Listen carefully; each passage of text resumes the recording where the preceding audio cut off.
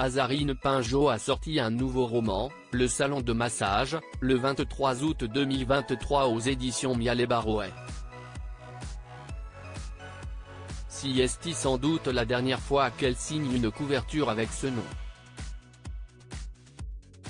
Ne l'appelez plus jamais Mazarine Pinjot.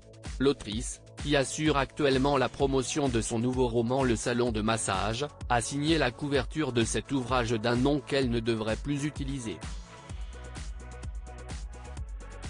Et il a fallu qu'elle passe par bien des étapes administratives. Voilà qui est fait. Son identité est désormais Mazarine Mitterrand Pinjot.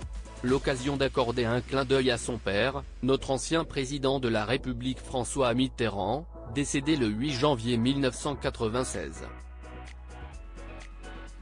Je me suis longuement posé la question avant d'entreprendre les démarches nécessaires, assez complexes je dois le dire, explique-t-elle dans les pages du magazine Soir Mag.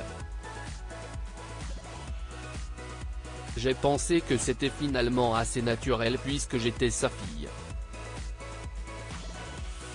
C'était aussi une façon de lui rendre hommage, de créer de nouveaux liens entre ma famille paternelle et mes propres enfants. Elle a grandi sans porter ce nom. Mazarine est le fruit d'une relation extra-conjugale que François Mitterrand a partagée avec Anne Pinjot.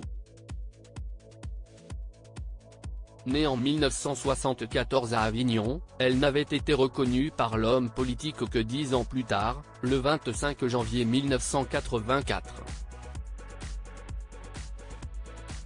Mariée depuis 2017 au diplomate Didier Lebray, elle n'a jamais porté son nom d'épouse. L'existence de Mazarine a longtemps été un secret d'État.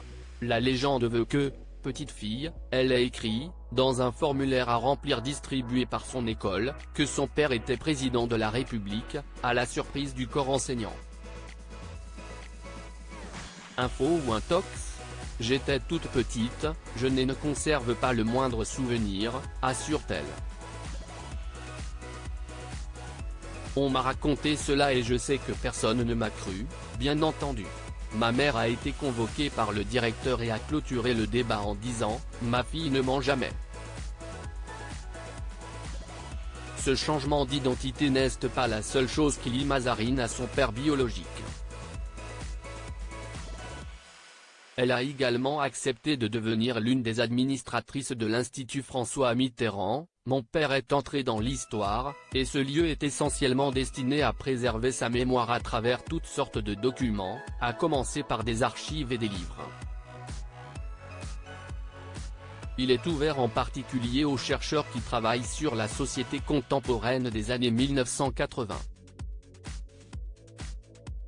Nous avons également créé un festival à Jarnac, où se trouve sa maison natale.